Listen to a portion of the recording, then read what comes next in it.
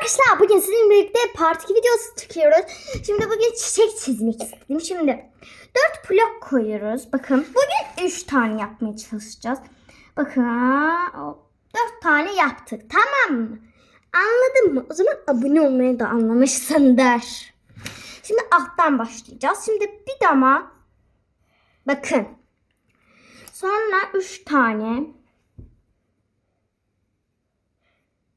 Sonra 2 tane. Arkadaşlar bakın yorumları yazmışsınız. Ne renk gelsin? Pembe mi, sarı mı? Yorumlara yazın. Bekliyorum. Şimdi 3 tane böyle yapacağınız. Sonra 3 tane üstten yapacağınız. Sonra 1, 2, 3, 4 tane böyle yapacağınız. 3, 4 tane. Sonra ortada bir de yanda böyle yapacaksınız. Daha basit olsun diye arkadaşlar. Yani ben sizin için burada iyiliğinize çalışıyorum. Aşağıdan birazcık abone ol tuşuna basarsınız. Şimdi boyamaya geçiyoruz. Boya bitmez asla. Boya bitmez asla. Öyle bir şey oldu lan. Çok güzel oldu arkadaş ya. Şimdi ben kırmızı yapacağım çiçeğimi. Kırmızı. Böyle bakar mısınız? Bunu çertelim lan. Arkadaşlar ben karar verdim. Siz karar veremiyorsunuz. Ben bir gün boyunca pembe çekeceğim. Yarın. Böyle hızlıca veyahut bu akşam çekeceğim. Ay çok güzel eliyorum. Böyle kıpkırmızı bir gülümüz oldu. Bakın necedir? Burada kalp çizerken. Şimdi sırada dostlar. Bir tane canavar çekmek istedim. Kurtlu nerede ona hele bir şey çekmek istedim. Alttan 2 6 dama koyuruq. 6 3 6 dama koyduz. Böyle. Sonra 2 dənə yandan qoyacaqsınız. 2 dənə də belə qoyacaqsınız.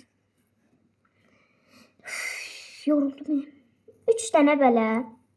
Yaxşı. Sonra 1 2 3 4 5 6 dənə yandan.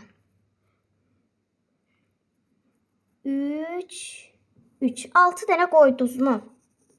Buracan anlamışsınızsa, abone də olmağı anlamışsınızdır. Bir dənə belə. 2 dənə altdan. Yaxşı mı? 2 dənə altdan, sonra üstdən 4 dənə.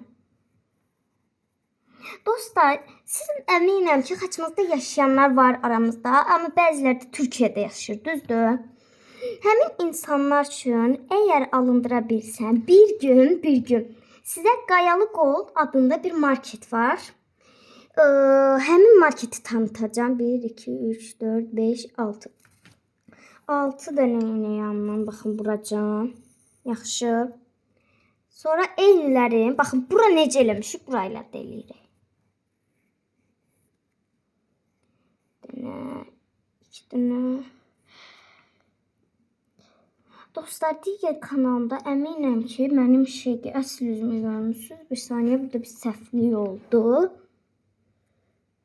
2 dənə belə gəlirsə. Bir saniyə, belə gəldim. 2, 3, 4, 5, 6.